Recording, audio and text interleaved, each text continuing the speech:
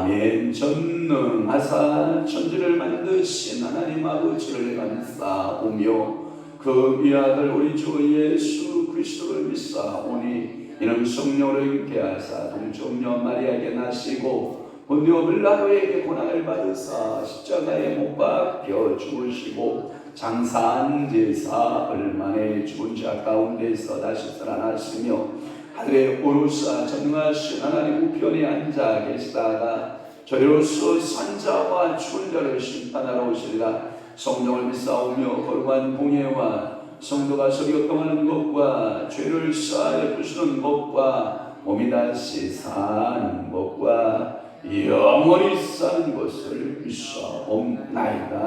아멘. 마른 떡 한 조각만 있고도 화목하는 것이 죄육이 집에 가득하고도 다투는 것보다 나으니라. 도가니는 은을 홀무는 금을 연단하거니와 여호와는 마음을 연단하시느니라. 그렇습니다.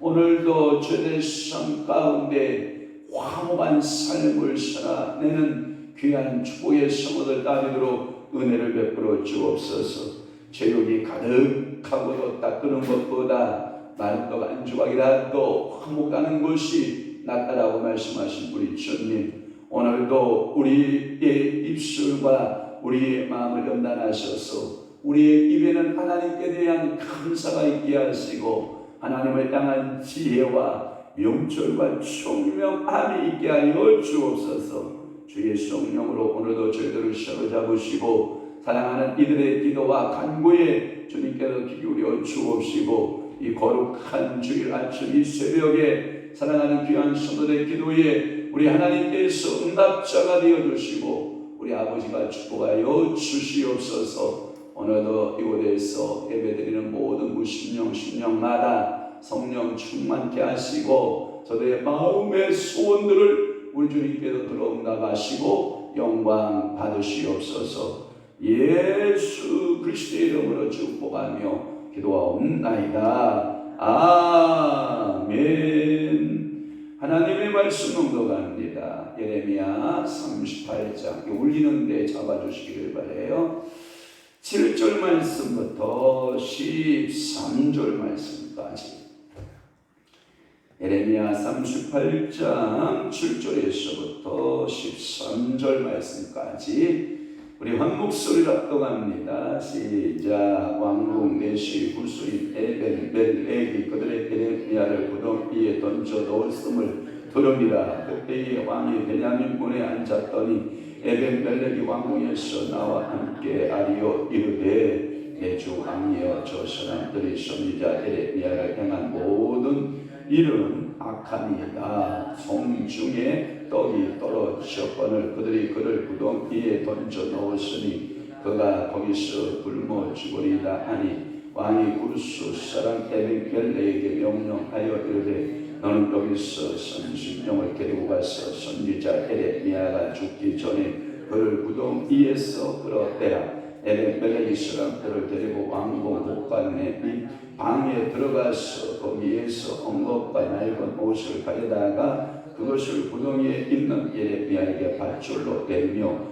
구스인 에벤멜렉이 에레미야에게 이르되 당신은 이 엉겁과 낡은 옷을 당신의 겨드랑이에 대고 줄을 그 아래에 대시오. 에레미야가 그대로 하매 그들이 줄로 에레미야를 구덩이에서 끌어낸지라. 에레미야가 시위대들에 머무니라. 아멘. 오늘 은혜 받으실 귀한 말씀의 제목은 에레미야 38장 7절에서부터 13절 말씀을 중심으로 해서 구덩이에서 건져낸 에레미야라고 하는 말씀으로 은혜를 받습니다. 에레미야 감옥들에 갇혔다라고 하는 말씀이 37장 21절 그 부분에 보면 에레미야가 감옥들에 머무니라.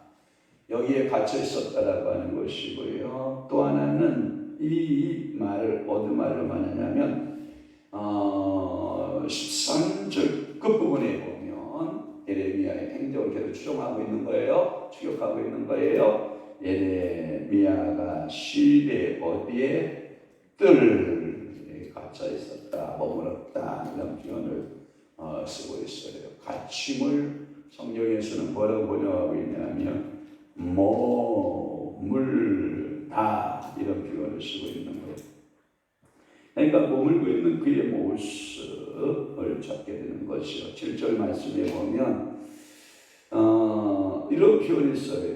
궁중내시라는 표현을 썼는데 옛날 번역 성경에는 그게 뭐냐, 개역 한글판에는 환관이에요. 환관.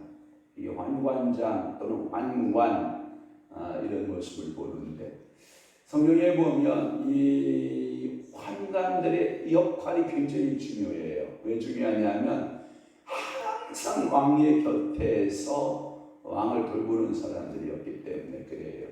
그래서 때때로 환관장의 역할이 너무 중요하다라고 하는 것을 알 수가 있어요.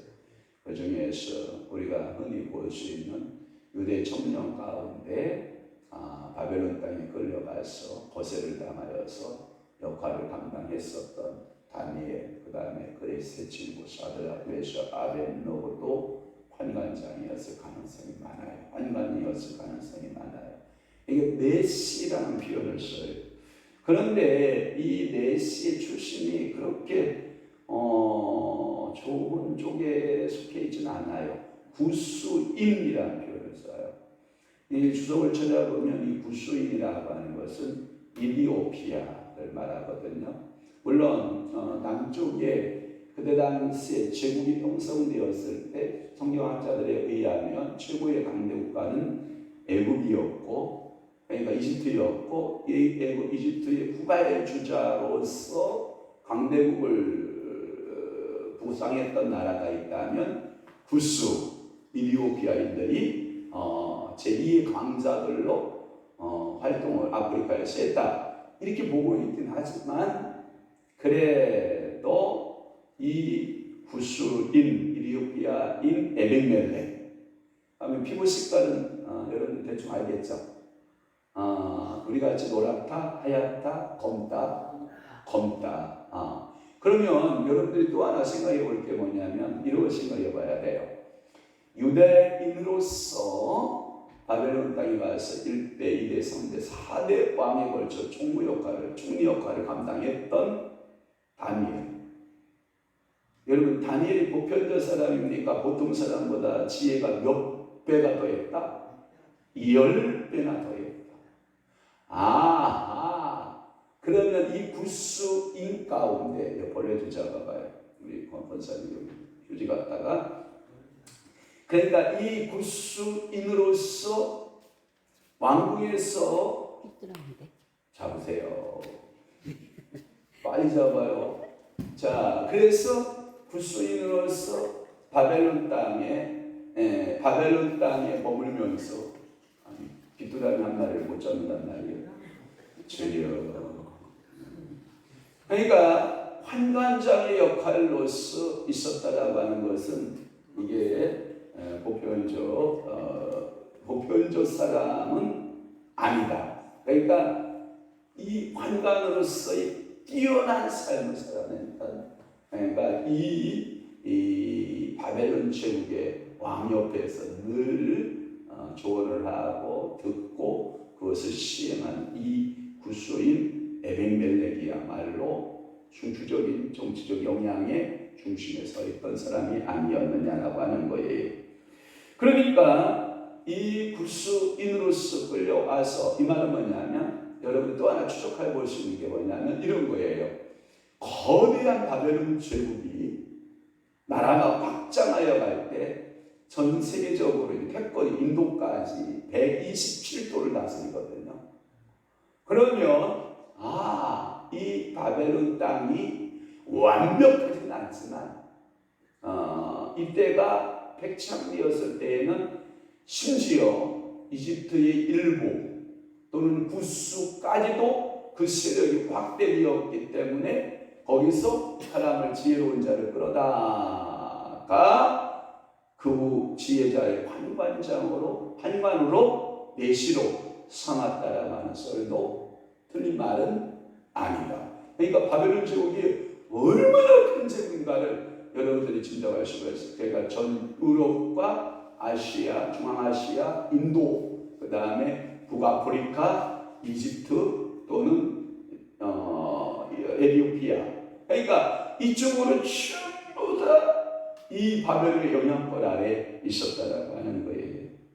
성경에 보면 이 내시 환관들은 신명기 23장에 보면 23장 1절에 보면 이 성적 불구자들, 그러니까 두 불구자를 말할 수가 있는데, 하나의 불구자는 인간적으로 자발적 불구자, 아니면 어떠한 위압에 의해서 불구자가 된 경우, 또 하나는 선천적 불구자. 그런데 대부분 내시들의 특징은 뭐냐면 후천적, 어떤 의도에 의하여 성적으로 불구자를 만들어 놓은 상태.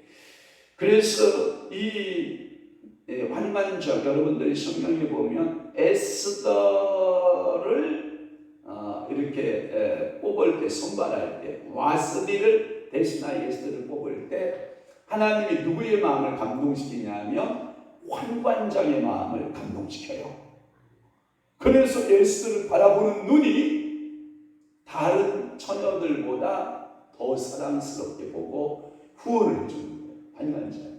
그러면 여러분 또 하나 추적해보는 것은 뭐냐면, 그럼 이 환관장이라고 하는 이 분들의 파워가, 봐봐요.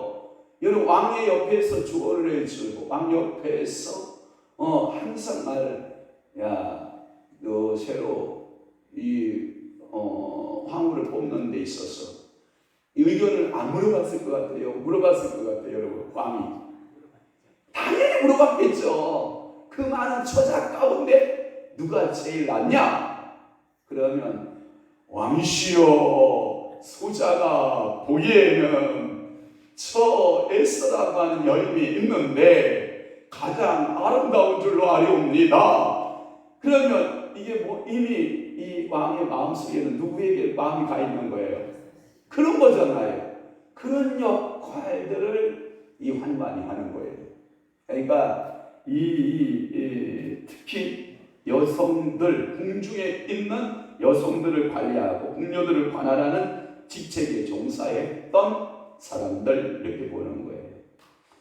또 하나, 이 에벤멜렉은 앞에 보면 이 네 사람들이 나와요. 38장 1절에 보면, 자, 한번 자세하게 볼게요. 38장 1절. mat단의 아들 누구? 스바다. 발솔의 아들 누구? 그다랴.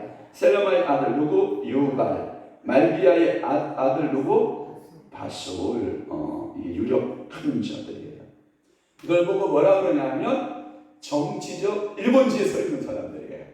그러니까 정치적으로 굉장히 탁월하고 이 정치적으로 자기의 자리가 견고해지기를 원했던 사람들이에요.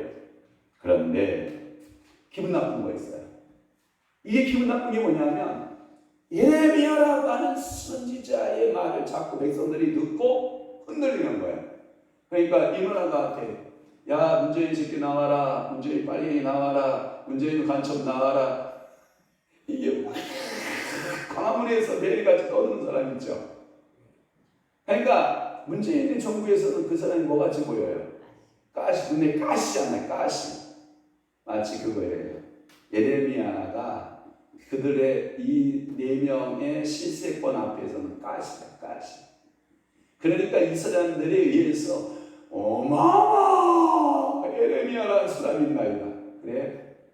어떤 사람인데 그러냐? 근데 이 시드기야가 두 마음이에요. 근데 마음이 너무 유약해.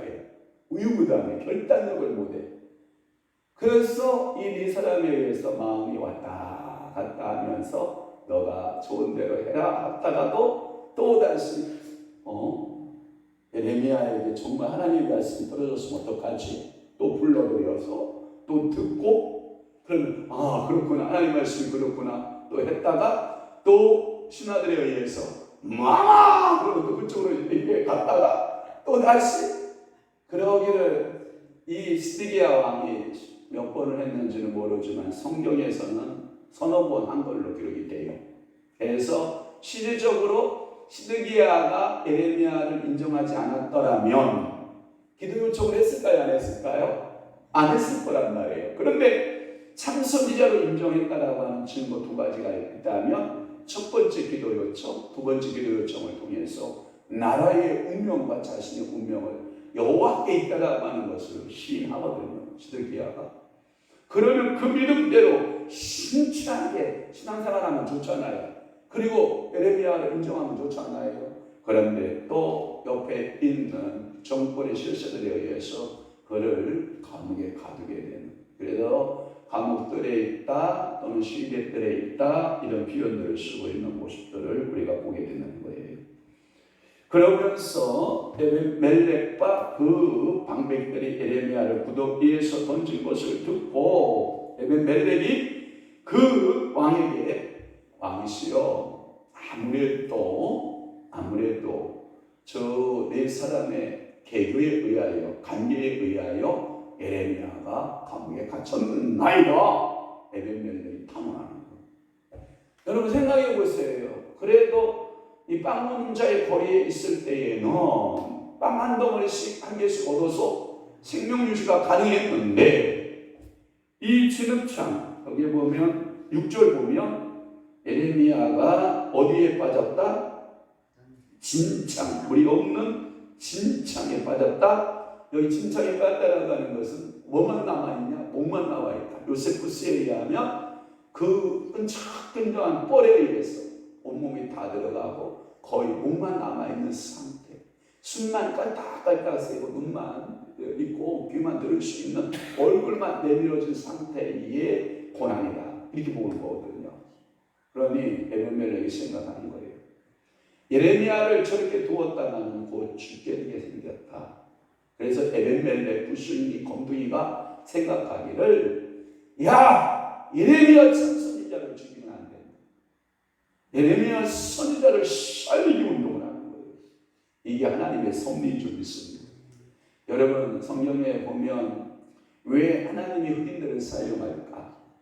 여러분들 가끔마다 여러분들이 생각을 해보셔야 될 게 뭐냐면 노아의 홍수 이후에 여러분 함의 자손들이 흑인들이거든요. 저주를 받잖아요. 그들이 흑인들인데 함의 자손들에 의하여서 결국은 저주가 오게 되는데 그 저주를 풀어주는 게 뭐냐면 루포의 아버지 누구예요? 십자가를 지게 했던 구레네 시모가 검둥이에요. 그래서 많은 사람들이 그렇게 해석을 하는 거예요.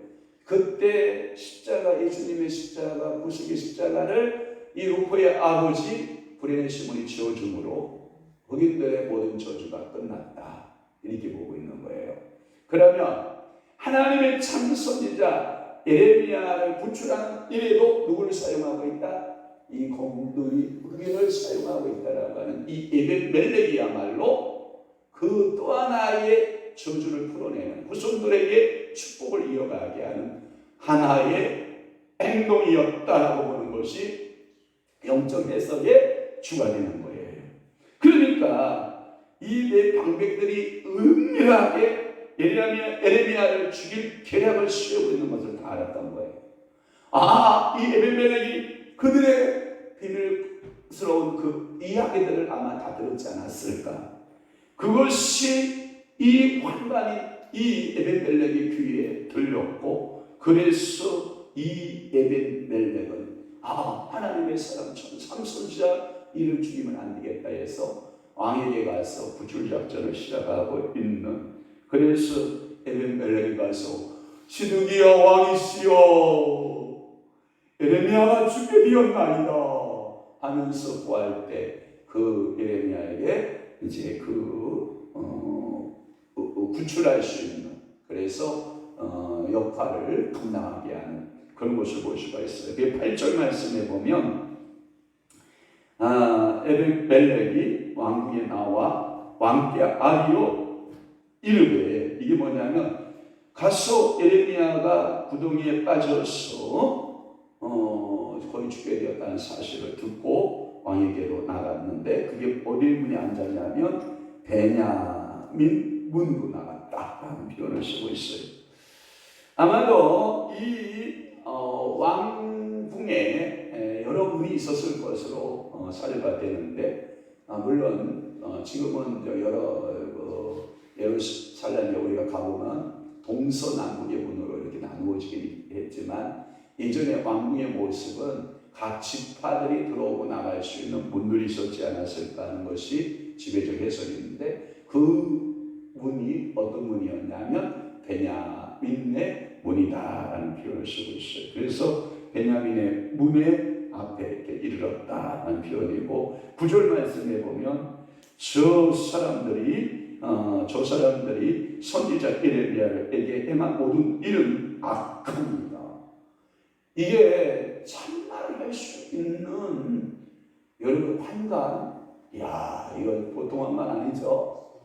여러분 대부분 왕의 시퍼런 칼날 앞에 다 눈치 보고 있고 다 이 몸을 움츠리고 있는데, 이 에벤멜렉은 가서 사실 아주 단호지고 직입적으로 에레미야를 죽이려고 하고 구덩이에 던졌다라고 하는 네 방백의 행위가 악하다라고 하는 거죠. 그래서 거기에 보면 이 4절, 9절 다 함께 봐요. 시작. 내 주 왕이여 저 사람들이 선지자 에레미야를 행한 모든 일은 악한입니다. 성중에 떡이 떨어졌거늘 그들이 그를 구덩이에 던져 넣었으니 그가 거기서 굶어 죽으리라. 아멘. 이게 사실 보고를 해주는 거예요. 사랑하는 성도 여러분, 당대에 이 권력 있는 이 권력자 네 사람, 1절에 나타났던 이 사람들, 자신의 정권 유지에만 급급했던 사람들, 결국은 그들을 규탄하는 일이 어려웠을 거예요. 실질적 실세였거든요. 그럼에도 불구하고 그들의 눈치를 보지 않고, 그리고 하나님의 사람을 살려내려고 하는 이 에벤멜렉은 뭘 걸었을 것 같아요? 목숨을 걸었겠죠. 이 에벤멜렉이 목숨을 걸고 자기가 비록 구스인으로서 에티오피아인으로서 내가 이 나라의 환관이 되었지만, 이 에레미야를 옹호하다 보면 자기 목이 이 권세 있는 권신들에 의해서 목이 차질지음과 이러한 엄청난 위기 가운데서도 이 에벤멜렉은 왕에게 사실 보고를 하고 있는 그런 모습을 보고 있습니다. 그래서 그가 거기서 주려 뭐 한다고요? 죽으리다. 그래서 예레미야의 생명의 위협은 두 가지였다라고 하는 것이요. 우선 진흙구덩이에서 죽을 수 있었고, 만약에 시간이 더 끌면 굶어 죽을 수도 있었고, 아마도 에벤멜렉이 바라보기에 이 예레미야가 굶어 죽을 확률이 많게 생겼던 거죠. 하여튼 같은 유대인들은 예레미야를 죽이려고 했는데 이방인 구스인 이디오피아인 환관은 그를 구하려 노력하는 이 두 가지의 사실들의 모습을 보면 참 안타깝죠. 여러분 이런 거 보아요. 빌라도 여러분 빌라도를 제가 보면 이방인이에요. 이방인. 그렇죠? 그는 이 빌라도 같은 경우는 이방인으로서 어떻게 해서든지 예수를 구하려고 하지만 구출하려고 하지만 그러나 유대인 바리새인들과 사두개인들을 중심으로 해서 두 집파가 중심 인물이에요. 이들이 예수를 모아서 모아달라고요? 죽이소서. 그러니까 이 예수를 죽여달라고 하는 이 이야기들의 모습에 대조가 이루어지는 것처럼 오늘도 예레미야를 앞에 놓고 이방인은 뭐하고자 하고 살리고자 하고 같은 유대인들을 뭐하려고 하고 죽이려고 하는. 그러니까 성령의 예수님께서 그 말씀 당신에게 하시잖아요. 원수가 밖에 있다 집안에 있다. 그 말의 의미는 뭐냐면 나를 죽이는 사람 이방인이다. 너네들 같은 동족 유대인이다. 유대인이다. 예수님이 그걸 알았던 거예요. 그래서 가장 긴밀하게 예수에 대해서 알았던 사람들은 누구냐면 나사렛 사람들이에요. 왜냐하면 예수님께서 베들레헴에서 호적하러 가서 출생만 베들레헴에서 했어요. 그런데 천사가 이 요셉에게 현몽해서 헤롯이 칼을 들어 죽이려고 하니 너는 일어나 네 아내와 함께 아기를 데리고 어디로 도망가라? 이집트로 애굽으로 도망가서 내가 지시할 때까지 거기서 살아라 하고 지시하고 이 꿈에 지시를 받고 부랴부랴 이집트로 피난을 간다고요. 그때 헤롯이 이게 돌아버리잖아요. 왜? 도망갈상 한 이야기가 있어요. 왕이시여 이 나라에 왕이 태어난다이다. 어디에서 태어난지 아십니까? 라고 그러니까 이 여우였던 원래 헤롯이 여우잖아요. 별명이 에돔 사람이잖아요. 붉은 여우죠. 그러니까 붓다 이런 뜻이거든요. 이 붉은 여우 헤롯이가 야 너네들 그 왕을 찾거든. 너희들 경배하고 나에게 알려줘라. 나도 가서 경배하겠다. 그 말은 찾으면 내가 칼로 죽이겠다 이 뜻이잖아요. 그래서 이 꿈의 환상주의 천사가 또 도망가서에게 임하여 헤롯에 가지 말고 너의 길을 가라 하고 가버리니까 이게 미쳐버린 이 헤롯이 그 기적을 시기로 해서 2살 아래를 못다 뭐하라? 도륙하라 살육하라. 그래서 베들레헴의 큰 통곡 라마의 그 고통의 통곡의 소리가 들리는 거거든요. 그래서 예수 그리스도께서 출생만 베들레헴에서 하고 삶의 모든 성장기는 어디서 했냐면 나자렛에서 했단 말이에요. 나사렛. 이 나자렛 뜻이 뭐냐면 가지 줄기, 이슬이 연한 가지, 아무런 흠모할 만한 것이 없는 변두리 사람이에요. 아웃사이드, 주가 아니란 말이에요. 그 가지에서 한 싹이 나서 그가 주가 되는 거거든요. 그런 이가 대조가 되는 거예요. 그러면서 이 가장 가까웠던 이 나자렛 사람들이 예수를 인정해요, 안 해요? 안 해요. 그러니까 거의 능력이 나타났다 안 나타났다 이런 거거든요. 성경에 보면 한번 우리가 이 이방인들의 선한 행적을 보면 강도 만난 어떤 사람 이야기 나오죠. 그때 누가 도와줘요? 선한 사마리아.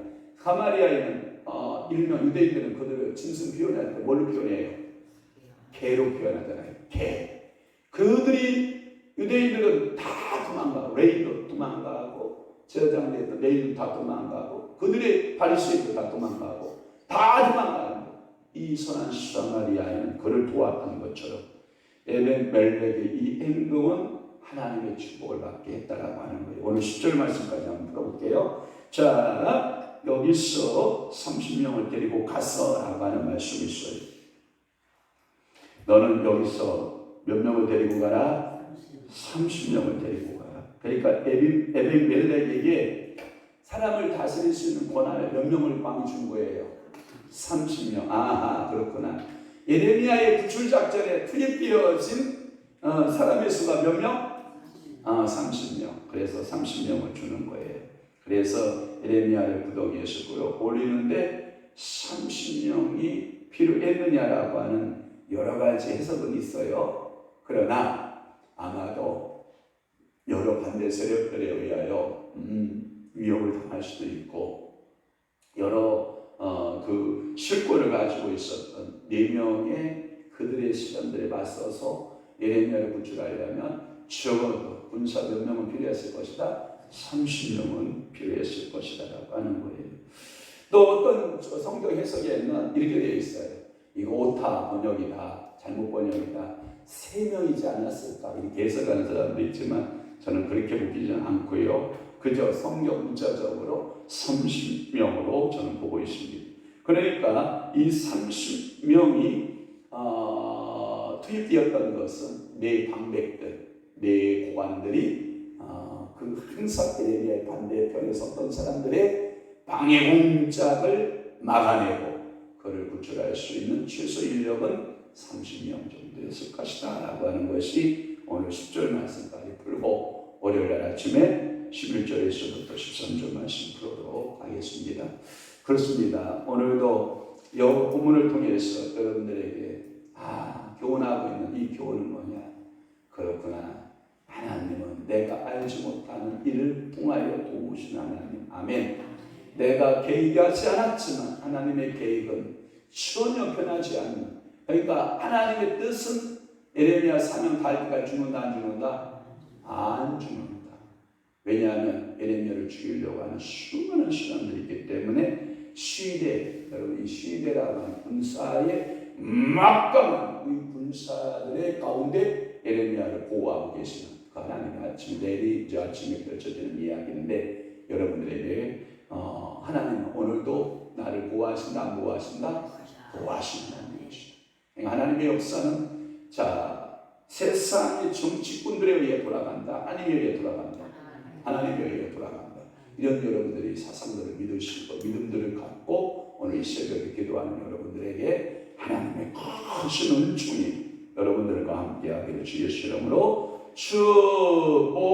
축복합니다. 아멘. 좋으신 아버지 하나님, 오늘도 우리를 사랑하시고 예레미야 38장 7절에서 10절 말씀을 풀었나이다. 주의 성령께서 우리와 함께 하시고 오늘도 말씀이 우리의 삶의 능력이 되고 우리가 알지 못하는 크고 비밀한 일들을 하나님은 시행하시고 비록 하나님의 운명의 이방인이라 할지라도 하나님은 사용하시고 하나님의 역사를 감당케 하는 놀라운 은혜를 저들이 믿게 하여 주옵소서. 성령이 오셔서 기름 부으셔서 충만하게 오늘도 저들의 간구하는 모든 소원마다 땅에 떨어짐 없이 하늘에 상달되게 하시고 어려움과 환난을 당하는 중이라도 낙심하지 않고 기도하고 주님을 바라보는 귀한 은혜와 은총을 허락하여 주옵소서.